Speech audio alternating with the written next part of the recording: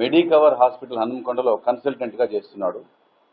వీరిద్దరికీ 2017 ఆగస్ట్ నెలలో, అంటే around 8 years 7 years 11 months back వీళ్ళిద్దరికీ అరేంజ్ మ్యారేజ్ జరిగింది. వీరికి ఒక 7 years baby and 7 months baby, ఇద్దరు అమ్మాయిలు ఉన్నారు. ఈ యొక్క సృజన్ వాళ్ళ పేరెంట్స్ ఉంటారు, మధుసూదన్ అండ్ వాళ్ళ భార్య ఇద్దరు సత్యవతి అని చెప్పేసి ఈ సృజన్ వాళ్ళ పేరెంట్స్తో పాటుగా డాక్టర్ సృజన్, డాక్టర్ ప్రత్యూష, సృజన్ యొక్క పేరెంట్స్ నలుగురు కలిసి ఇక్కడ వాంటేజ్ విల్లాస్లో ఉంటున్నారు. అయితే గత కొంతకాలంగా ఈ భార్యాభర్తల మధ్య పరస్పర మనస్పర్ధలు, అనుమానాలు మొదలై అవి కాస్త రోజుకు పెరుగుతున్నాయి. ఈ డిసీజ్ యొక్క మెయిన్ ఇప్పుడు ఈ రీజన్ ఏంటంటే, గత లాస్ట్ ఇయర్ నుండి సృజన్ ఒక సోషల్ మీడియా ప్లాట్ఫామ్లో యాక్టివ్గా ఉండే ఒక అమ్మాయితోని పరిచయం ఏర్పడి, ఆ పరిచయం కాస్త చాలా దగ్గర సంబంధంగా తయారైపోయి ఫ్రీక్వెంట్గా వారిద్దరి మధ్య వాట్సాప్లలో, ఇన్స్టాగ్రామ్లలో చాటింగ్ చేసుకోవడం, ఫోన్లు చేసుకోవడం, ఇవి తరచుగా ఎక్కువ జరుగుతున్నది కాస్త ఈ అమ్మాయి ప్రత్యూష గమనించి డాక్టర్ సృజన్తోని ఆర్గ్యుమెంట్ చేస్తూనే ఉంది. సో ఈ ఆర్గ్యుమెంట్ క్రమంలో ఒక స్టేజ్లో వాళ్ళు ఈ సృజన్ ఆమెను బెదిరించేవాడు. ఏంటంటే, నువ్వు ఇలానే ఎప్పటికంటే మాత్రం నేను ఆమెతో ఫ్రెండ్షిప్ కంటిన్యూ చేస్తాను, నీతోని విడాకులనే తీసుకుంటానని చెప్పేసి ఈ went to the stage of even taking divorce from her. ఆ స్టేజ్కి వెళ్ళింది. ఇద్దరు అమ్మాయిలు, వాళ్ళకు చిన్నపిల్లలు. ఇక అతను ఎంత చెప్పినా, మందలించినా కూడా అతని ప్రవర్తనలో మార్పు రావట్లేదని చెప్పేసి ప్రత్యూష తన యొక్క పేరెంట్స్కు చెప్పుకొని బాధపడేది. తర్వాత ఈ సృజన్ ఎవరితోనైతే పరిచయం పెంచుకున్న అమ్మాయితో కూడా మాట్లాడి వార్నింగ్ ఇచ్చినా కూడా వాళ్ళ మధ్య ఫ్రీక్వెన్సీ ఆఫ్ ఇంటరాక్షన్ అనేది ఎక్కువైపోయింది తప్ప తగ్గలేదని చెప్పేసి ఈ డిప్రెషన్లో పడిపోయింది ఆ అమ్మాయి. ఈ స్టేజ్లో లాస్ట్ సండే నాడు సృజన్ తన కొంతమంది ఫ్రెండ్స్తో కలిసి బయటికి బొగాతా జలపాతానికి వెళ్ళి వచ్చాడు. ఈవినింగ్ వచ్చిన తర్వాత మళ్ళీ డిస్కషన్ స్టార్ట్ అయినప్పుడు మళ్ళీ ఇదే మాట మాట్లాడుతుంటే అతను కాస్త ఎక్కువ ఫైర్ అయిపోయి, ఏం చేసుకుంటావో చేసుకోపో, I will continue my attitude as it is అని చెప్పేసి మాట్లాడడం. దాంతోనే అమ్మాయికి తట్టుకోలేకపోయింది. ఎందుకంటే ఇతనితోని వాదన, తర్వాత ఇతనితో పరిచయం పెట్టుకున్న అమ్మాయితోని చెప్పినా కూడా మార్పు లేదు. తర్వాత కనీసం మీరన్నా చెప్పండి అని చెప్పేసి తల్లిదండ్రులకు చెప్తే వాళ్ళు కూడా కొడుకునే వెంటేసుకొచ్చేవాళ్ళు, కొడుకునే సమర్థించుకుంటూ వచ్చేవారు తప్ప తనకు సపోర్టివ్గా లేరు అని చెప్పేసి తనను కూడా కొంచెం చీటిపోటి మాటలతో ఇబ్బంది పెట్టేదని, రకరకాలుగా టార్చర్ చేసేవారని మానసికంగా ఇది వాళ్ళ తల్లిదండ్రులతో వాపోయేది. కానీ ఇంత స్టేజ్ వరకు వస్తుందని చెప్పేసి తల్లిదండ్రులు కూడా సస్పెక్ట్ చేయలేకపోయారు. చివరికి మొన్న సండే నాడు ఈవినింగ్ బొగాతా జలపాతం పోయి వచ్చిన తర్వాత ఈ మాట పెరిగింది.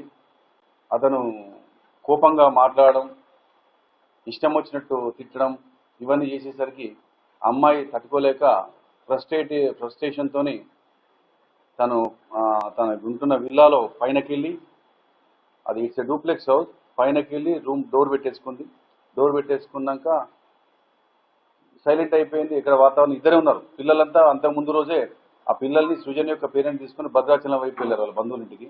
ఇంట్లో ఇద్దరే ఉన్నారు, ఇంకెవరు లేరు. సో ఆ టైంలో ఇక్కడ ఆర్గ్యుమెంట్ అయింది. ఈయన తిట్టడం, తర్వాత అమ్మాయి పైకి వెళ్ళినాక హాఫ్ అన్ అవర్ అయినా కూడా అసలు సైలెంట్గా ఉంది. అప్పుడు ఈయన ఒక మెసేజ్ పెడితే ఆ మెసేజ్ కూడా సింగిల్ టిక్ వచ్చింది. అప్పుడు ఏంటని చెప్పేసి హడావిడిగా పోయి చూసేసరికి ఆ కీ హోల్కి వెళ్ళి చూసేసరికి ఏదో ఆ అమ్మాయి ఏదో వేలాడుతుంటే అనిపించేసరికి వెంటనే వీరికి ఒక ఫ్యామిలీ ఫ్రెండ్స్ ఉన్నారు, పక్కనే ఉంటారు, విల్లా పక్కనే ఫ్యామిలీ ఫ్రెండ్స్, డిసీజ్డ్కు ఈ Srujan family friends Sivaram and Shruti ఇద్దరు ఉంటారు, వైఫ్ అండ్ హస్బెండ్. వాళ్ళని ఎప్పుడు రెగ్యులర్గా వీళ్ళు తరచుగా కలుసుకునే ఉండేటోళ్ళు మంచిగా చక్క. వెంటనే ఇతను ఆయనకు ఫోన్ చేయడం, అతను వెంటనే ఈ విల్లాకు రావడం, ఇద్దరు కలిసి మొదట ఈ డాక్టర్ ముందర ఓపెన్ చేయడం కోసం ట్రై చేస్తున్నాడు. ఆ సుత్తే వాటితో పట్టుకొని కాలేదు. ఇట్లా కాదని చెప్పేసి దాన్ని బలంగా ఒక 5-6 టన్నులు అంతే ఆ డోరు ఫోర్స్ఫుల్గా ఓపెన్ అయింది, బ్రేక్ అయిపోయింది. బ్రేక్ అయ్యి చూసేసరికి ఆ అమ్మాయి శారీతోని సీలింగ్ ఫ్యాన్కు ఉరి వేసుకొని వేలాడుతుంది. వెంటనే ఆ ఇద్దరు కలిసి ఆ అమ్మాయిని ప్రత్యూషం దింపి అప్పటికప్పుడే సిపిఆర్ చేశారు. ఆయన సృజన చేశాడు, సాయం చేశాడు శివరాం. అయినా కూడా బాడీలో మోషన్లెస్ ఉంది. వెంటనే అక్కడి నుండి వెంటనే ఆ శివరాం యొక్క వెహికల్లోనే శివరాం భార్య తర్వాత సృజన్ అందరూ కలిసి ఎన్ఎస్ఆర్ హాస్పిటల్, అపోలో ఎన్ఎస్ఆర్ అక్కడికి షిఫ్ట్ చేయడం జరిగింది. అక్కడ చూసేసరికి doctor she was brought dead అని చెప్పేసి డిక్లేర్ చేశారు. ఈలోగా శివరాం యొక్క భార్య ఈ సృజన్ అత్తగారి డిసీజ్ యొక్క పేరెంట్స్కి ఇన్ఫార్మ్ చేయగానే వాళ్ళు వెంటనే వచ్చారు, చూశారు. వాళ్ళు ఇచ్చిన ఫిర్యాదు మేరకు 4 మీద కేసు నమోదైంది. సృజన్ మీద, సృజన్ పేరెంట్స్ ఇద్దరిపైన, తర్వాత సృజన్ ఎవరితోనైతే తరచుగా మాట్లాడుతుండో ఆ అమ్మాయి పేరిట 4 మీద కేసు నమోదు చేసి పోస్ట్ మార్టం పంపించాము. తర్వాత అదంతా ఫార్మాలిటీ కంప్లీట్ అయిపోయి ఈరోజు ఉదయం వీరి కోసం మేము వెతుకుతున్న క్రమంలో ఇదే వాంటేజ్ క్రాస్ రోడ్ దగ్గర ఒకే వెహికల్లో 4 వస్తున్నారు. వరకట్నం, ఇట్స్ క్లియర్ ఫ్యాక్ట్ దట్ పెళ్లి సందర్భంలో ఇతనికి ఒక కారు, తర్వాత 30 తులాల బంగారం, తర్వాత 30 లక్షల రూపాయల వరకట్నం కూడా ఇవ్వడం జరిగింది. వరకట్నం తీసుకున్నాడు. తర్వాత ఇక ఎప్పుడు కూడా ఈ యొక్క ఫిజికల్ మెంటల్ టార్చర్ అనేది మెంటల్ టార్చర్ ఎక్కువ ఉంది. సో వరకట్నం అన్నీ వచ్చాయి, అన్ని ఇచ్చాడు. ఇప్పుడు ఇల్లు కొట్టుకున్నాడు, అన్నీ అయిపోయాయి. కానీ ఇంకా ఈ వేధింపులు అనేవి ఎక్కువైపోయాయి. 2 పిల్లలు ఉన్నారని చెప్పి చూడు సరిపోండంటే కూడా మాట వినలేదు. తన ప్రవర్తనలో మార్పు రాకపోయేసరికి అమ్మాయి she went in to some sort of depression and finally she resorted to this act of suicide. అంటే 2 పిల్లల్ని వీళ్ళ మధ్య గొడవలు అవుతున్నాయి, అంత చికాకు ఉంది. తర్వాత సండే వస్తుంది, నెక్స్ట్ అని వాళ్ళ పాప వాళ్ళ నానమ్మ తాతయ్య వాళ్ళిద్దరూ తీసుకెళ్ళి ఇక వీళ్ళ గొడవ నడుస్తుంది. వాళ్ళు పిల్లల్ని తీసుకుని వెళ్ళారు. అది దానికి వేరే కారణం లేదు. కానీ వీళ్ళు ఎప్పుడు కలిసి ఉంటున్నారు, పేరెంట్స్ ఉంటున్నారు, వీళ్ళు ఉంటున్నారు. కనీసం ఏంటంటే ఈ ఉమ్మడిగా ఉంటున్నప్పుడు ఏంటంటే కొంచెం పేరెంట్స్ సర్ది చెప్పి బుద్ధి చెప్పి అమ్మాయిని చూస్తే అర్థమే చేసుకోవాలి. అరే అమ్మాయి 2 పిల్లలు, మరి ఇది పరిస్థితి ఎట్టో ఉంది, ఎటో పోతుంది, దారి తప్పుతుంది, ఎటో వ్యవస్థ ఎటో పోతుంది అని చెప్పి పిల్లవాడికి సరిగ్గా మందలించి అమ్మాయికి ధైర్యం చెప్పి మేము ఉన్నామని చెప్పేసి కొద్దిగా ధైర్యం చెప్పాల్సింది పోయి చెప్పలేకపోయారు. దానివల్ల ఈరోజు ఈ యొక్క అఘాయిత్యానికి ఆ అమ్మాయి ఒడిగట్టింది. ఆ అమ్మాయి పరిచయం ఒక 1 year, around 1 year.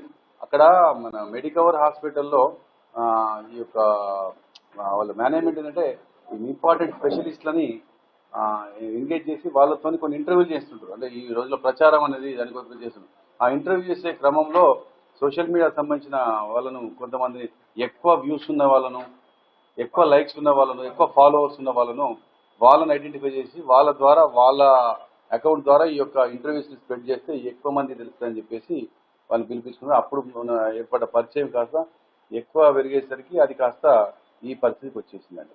Influencer phone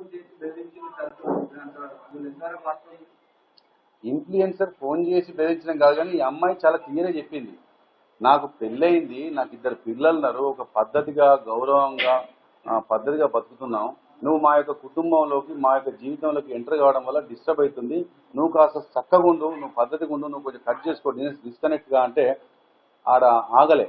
ఇప్పుడు ఆమె మాటలు జారడం, ఆ మాటలు ఎట్లా ఈ యొక్క అమ్మాయి చావుకు చనిపోవడానికి ప్రోత్సహించినట్టుగా తయారైపోయింది. ఇదంతా ఏంటంటే ఆమె చావుకు ప్రోత్సహించినట్టుగా ఈ యొక్క కండిషన్స్ సిచ్యువేషన్స్ అన్నీ అట్లే వచ్చాయి.